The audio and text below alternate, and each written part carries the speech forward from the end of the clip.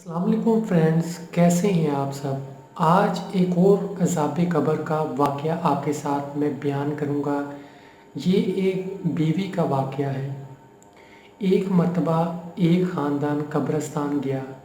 उन्होंने अपनी बेटी की कब्र खदवाना चाही कि इसकी जगह इसको बेहतर हम कर दें, नई बना दें। जिस तरह लोग पहले कच्ची कब्रें बनवाते हैं, बाद में लोग सोचते हैं कि इसको पक्का कर दिया जाए। इसी तरह एक फैमिली कब्रिस्तान गई। उन्होंने जब कब्र को खोदना शुरू किया तो देखा कब्र तंग होती जा रही थी, कब्र और सिकुड़ती जा रही थी। सब हैरान परेशान, सब रोने लगे। इतने में उन्होंने सोचा कि किसी आलम को बुला लेते हैं।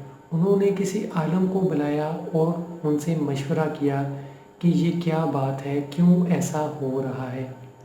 उन्होंने कहा ये अज़ाब है, ये अल्लाह ताला की नाराज़गी है। ऐसा क्या इस औरत ने गुनाह किया है कि इसके साथ ऐसा हो रहा है। तो घर वालों ने बताया कि ये अपने शोहर की नाफरमान थी, जहाँ तक हमें ख्याल है इसी वजह से इसको ऐसा अज़ाब हो रहा है और ये सज़ा मिल रही है। तो मौलवी साहब ने ये कहा कि अल्लाह ताला से दुआ की जाए और इसके शोहर को बुलाया जाए, और शोहर अगर सच्चे दिल से माफ़ कर दे तो हो सकता है अल्लाह ताला माफ़ फरमा दे और इस पर जो अज़ाब है, सख्ती है, वो कम हो जाए। सब ने ऐसा ही किया। उसके शोहर को बुलाया गया। शोहर उस कब्र पे आया। उसने अपने बीवी को माफ़ किया और अल्लाह ताला से दुआ की। सब ने दुआ की और मौलवी साहब ने फिर कहा कि इंशाल्लाह अल्लाह पाक बहुत रहीम है।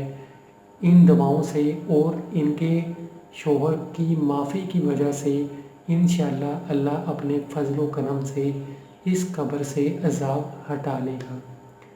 तो ये एक नाफरमान बीवी पर अज़ाब कब्र का वाक़या है। कैसे एक बीवी पर अज़ाब कब्र हुआ। ये सब वाक़यात, सच्चे वाक़यात हम तक इसलिए पहुँचते हैं, आगे से आगे इसलिए बताए जाते हैं कि लोग इनसे सबक सीखें और उनकी ज़िंदगी में जो गलतियाँ हैं, जो गुनाह हैं, कोताहियाँ हैं, वो इनको ख़त्म कर दें। हो सकता है हम किसी गुनाह के अंदर पाए जाते हैं और इस गुनाह को हम नहीं छोड़ रहे, और हम जब इस तरह का कोई वाक़या सुने, इस तरह की कोई सच्ची बात किसी से सुनते हैं तो हमारे दिल नरम हो जाए, हम इस गुनाह को फ़ौरन छोड़ दें। आजकल बहुत सी ऐसी ख़वातीन भी हैं जो अपने शौहरों की नाफरमान हैं, और ऐसी भी हैं जो फर्मा बरदारी करती हैं। हर तरह की बीवियां होती हैं, हर तरह के शौहर भी होते हैं। इनको भी चाहिए अपनी बीवियों के साथ अच्छा सलूक करें, ताकि इनको मौका ना दिया जाए कि ये नाफरमानी करें या फिर कोई ऐसा कदम उठाएं कि शौहर को तकलीफ़ हो।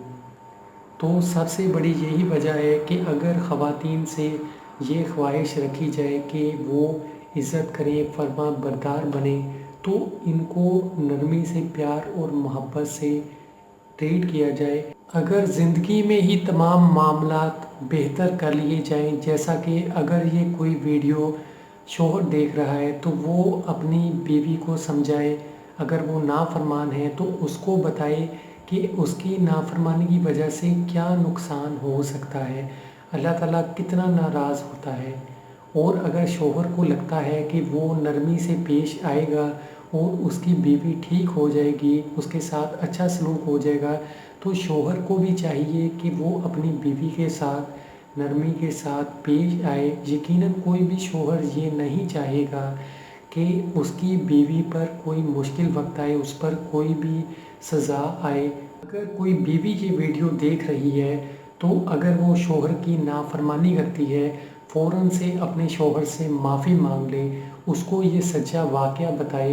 यकीनन वो भी फ़ौरन माफ़ कर देगा और वो ये नहीं चाहेगा कि उसकी बीवी किसी भी मुश्किल में पड़े या उस पर कभी भी मुश्किल वक्त आए। अगर ज़िंदगी में ही ये मामला सब पहले से ठीक कर लिए जाएँ तो यकीनन हमें दूसरी दुनिया में जाने के बाद कोई मुश्किल नहीं आएगी। तो उम्मीद है कि آپ کو یہ ویڈیو سے بہت کچھ سیکھنے کو ملے گا۔